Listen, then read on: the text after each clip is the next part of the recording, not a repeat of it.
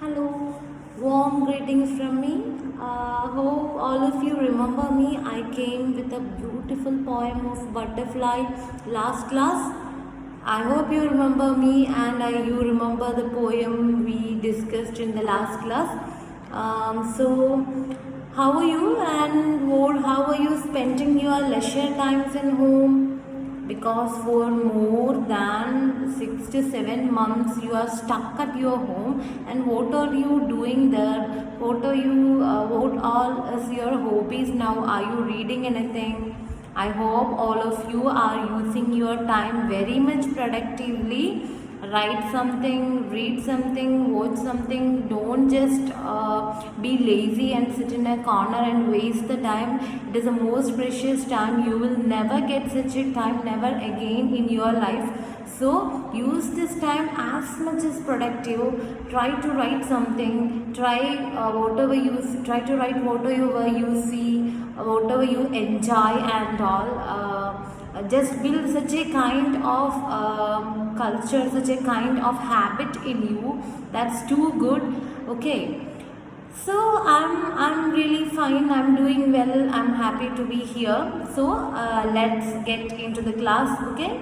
So in the last class, what were we discussing actually? Tell me. What were we discussing? We were discussing a very wonderful, a very beautiful poem of William Wordsworth. And what is the name of the poem? To a butterfly, to a butterfly. And how was the poem? You loved it? You loved the poem? Are you sure? And so today just we completed the poem in the last class. We totally read and we analyzed the poem in the last class. So today we are going to move into the works, okay, into the work side of, into the comprehension sides, and into the activities regarding that poem. Before that, let us read the poem once more, okay, because we are going to do the activities related to the poem. So it's very essential to be very much aware and very much to remember the poem.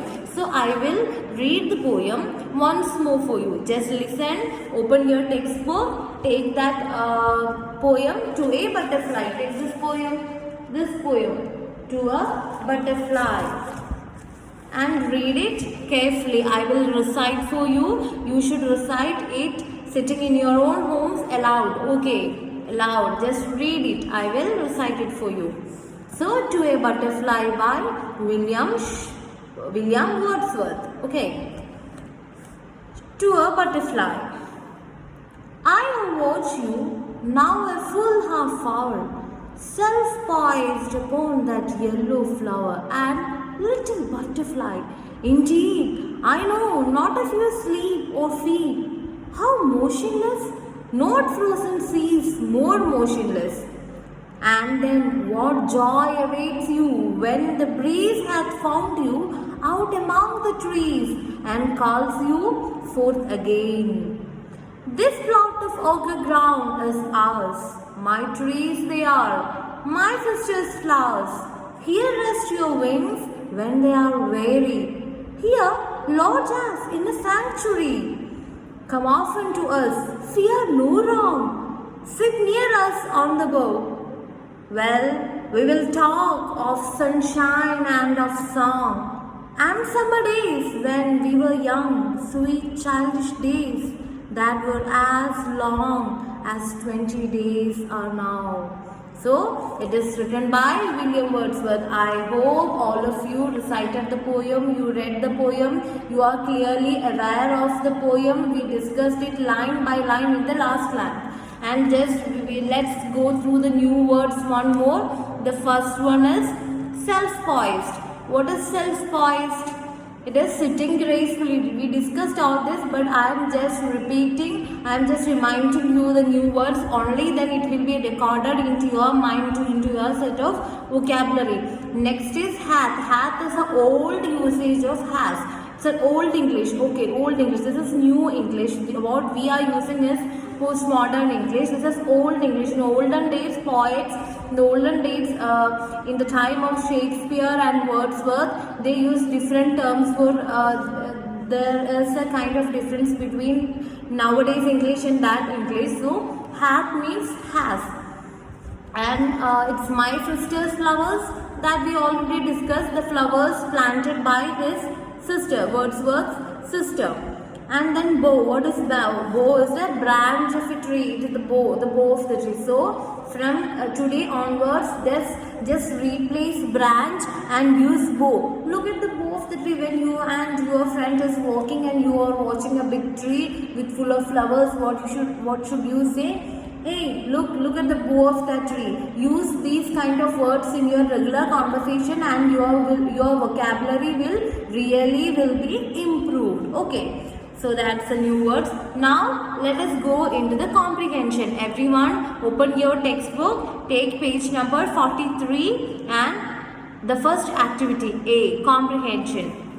Choose the words from the brackets and fill in words of your own to complete this paraphrase of the first stanza. So this is a paraphrase, this is a summary of the first stanza. From I have watched you now till and calls you forth again. The first stanza. Okay, 1, 2, 3, 4, 5, 6, 7, 8, 9. 9 lines, 9 lyrics. It's a comprehension. It's a summary of the first 9 lines. What we should do is, there is some words given and we should add our own words from the poem. We should look at the poem, the first stanza and the activity. Okay. So, the poet sat for dash watching a butterfly sitting on a dash flower.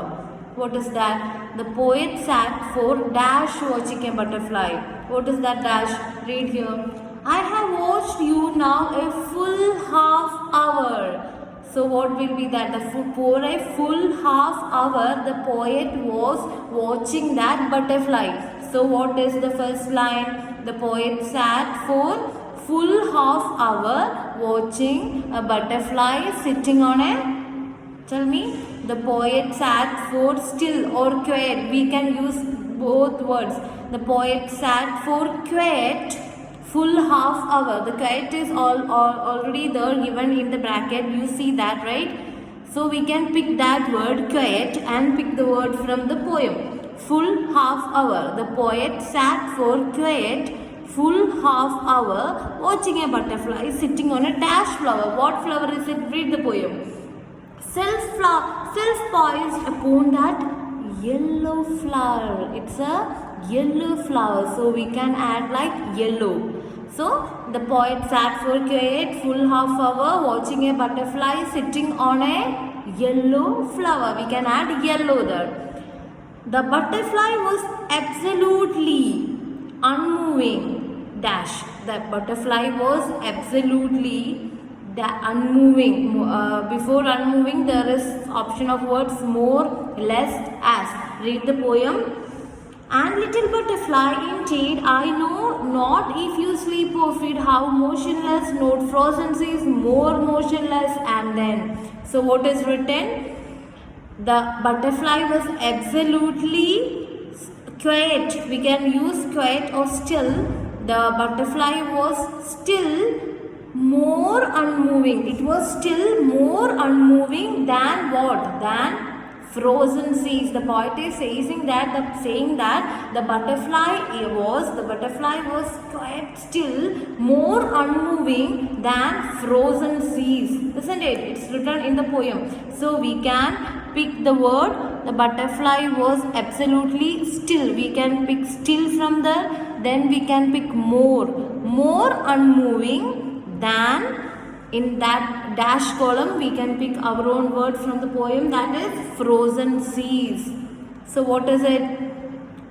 The butterfly was absolutely picked still, then more unmoving than the frozen seas.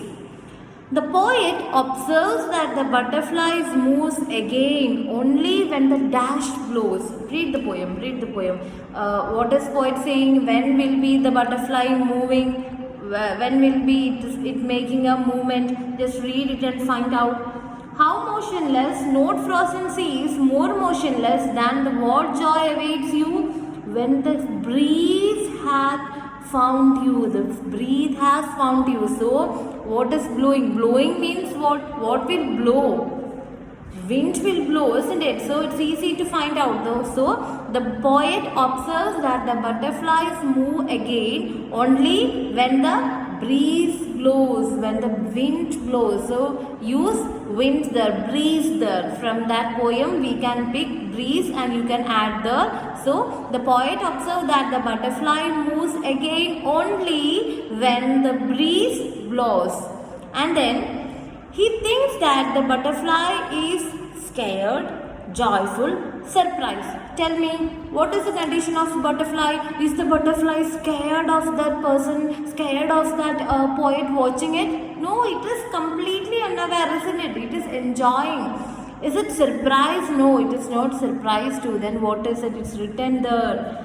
What a joy awaits you. The butterfly was in absolute joy. It was enjoying the flower. It was enjoying the breeze. It was enjoying the garden. So he thinks that the butterfly is joyful that the breeze has found her among. Where did the breeze found her? Read the poem. What joy awaits you when the breeze has found you out among the trees, out among the trees. Where did the breeze find the butterfly?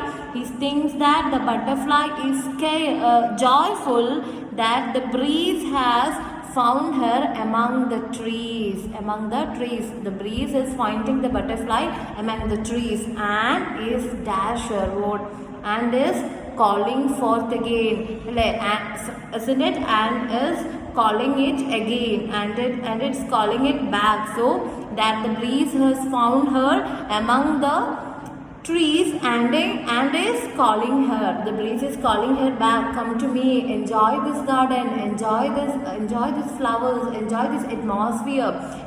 This breeze is calling this butterfly back. So I will read once more. Let's see how have we written. How had we written this? Completed this activity. So the poet sat for quiet full half hour watching a butterfly sitting on a yellow flower.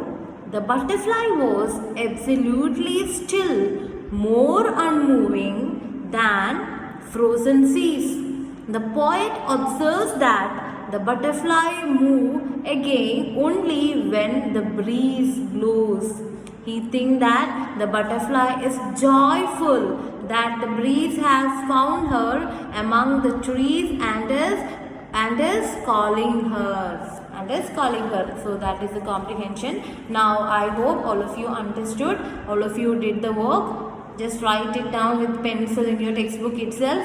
And then the next is true or false. Let's see what is happening. True or false. Tell me whether it is true or false. I will just read the sentence. Okay.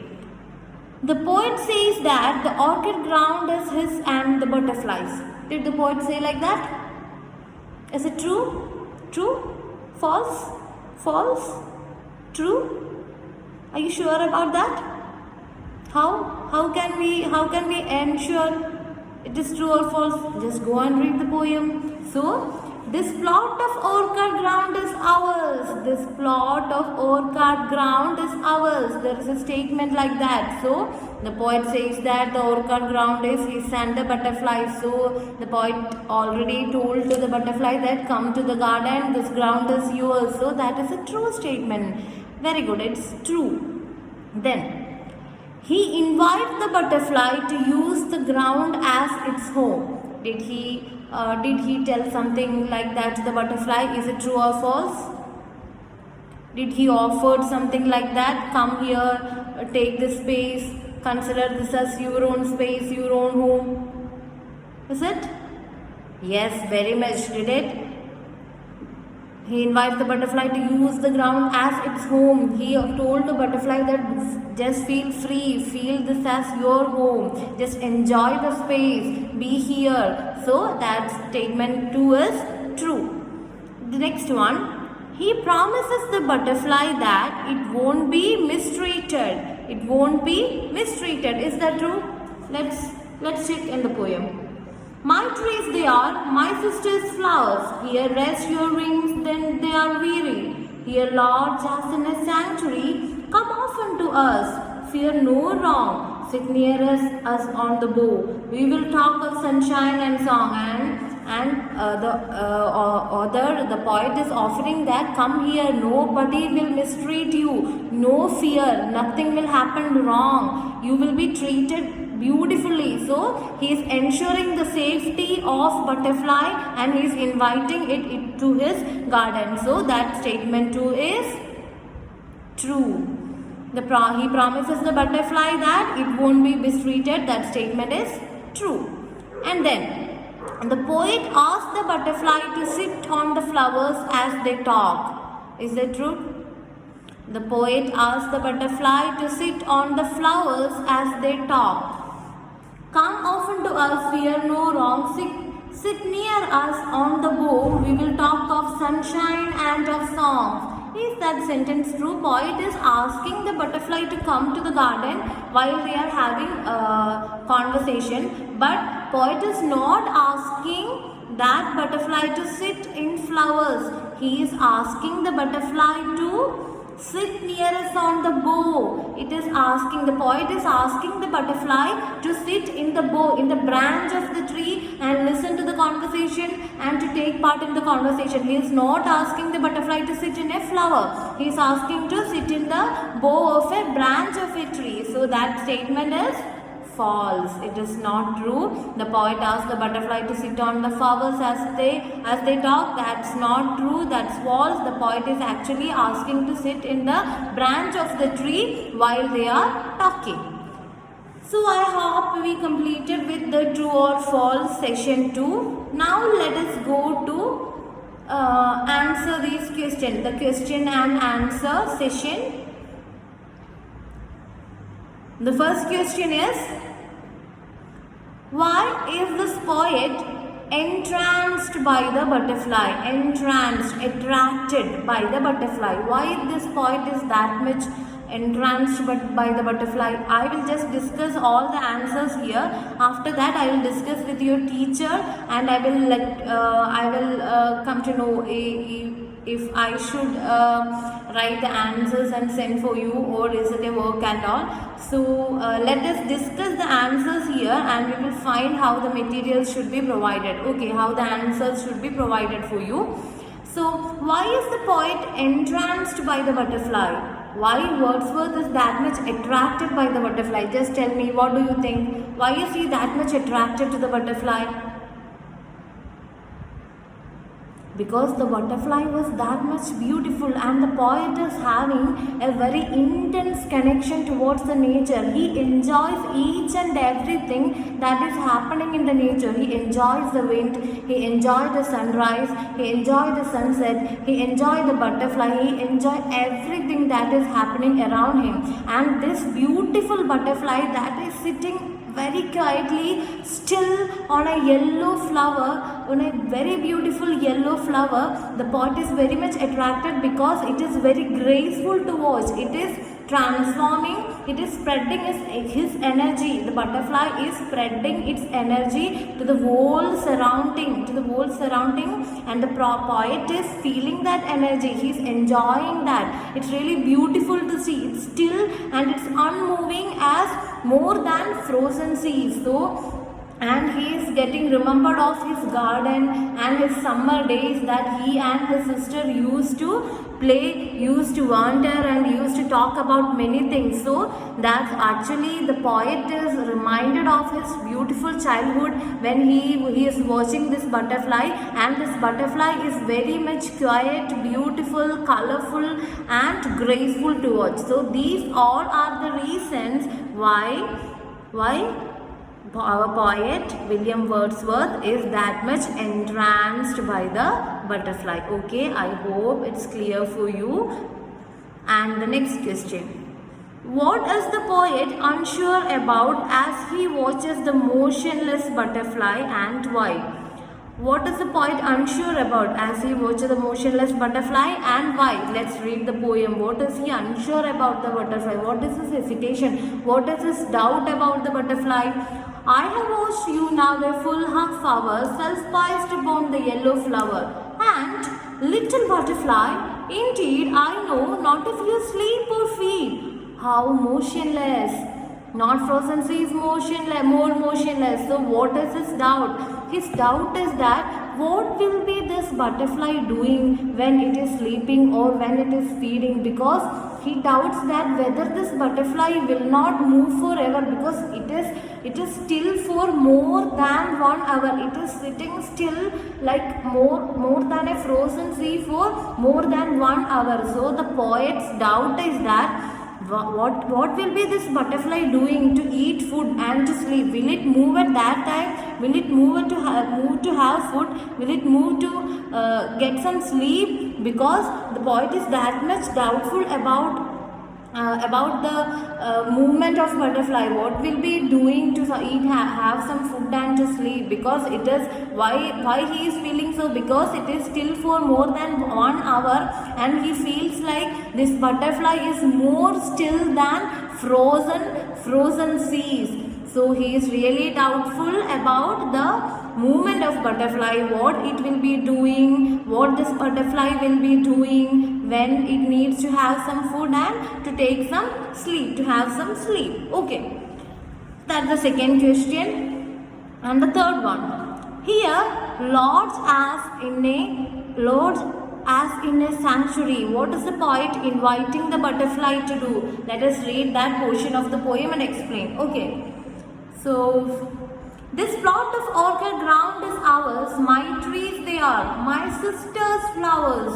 Here rest your wings when they are weary. Here Lord Jazz in a sanctuary. So what is he saying? Dear butterfly, dear beautiful, graceful butterfly, if you are, whenever you are tired of, whenever you feel like, you please feel free to come over to here. You please come to here. You please keep regular frequent visits over here. You can take rest here. You can rest in these flowers. You can take nectar from these flowers. You can fly over all of here. And please come here. Rest here as if you are in a sanctuary, you are in a home, feel like home. So what is the offer? Here Lord Jazz in a sanctuary, what is the poet inviting the butterfly to do? The butterfly is inviting, the poet is inviting the butterfly to make regular visit, to make regular visits and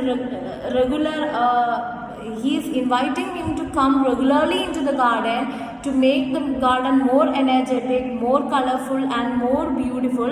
And he is offering the butterfly like this, take this garden, feel like your home, be comfortable here. So he is offering a very comfortable, beautiful place to butterfly to sit near them and to listen to their stories and discuss more. Okay, so that was the poet inviting. The poet was inviting to make home in his garden, to feel like home in his garden.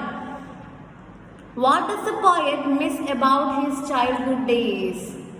What is the poet missing the most in his childhood days?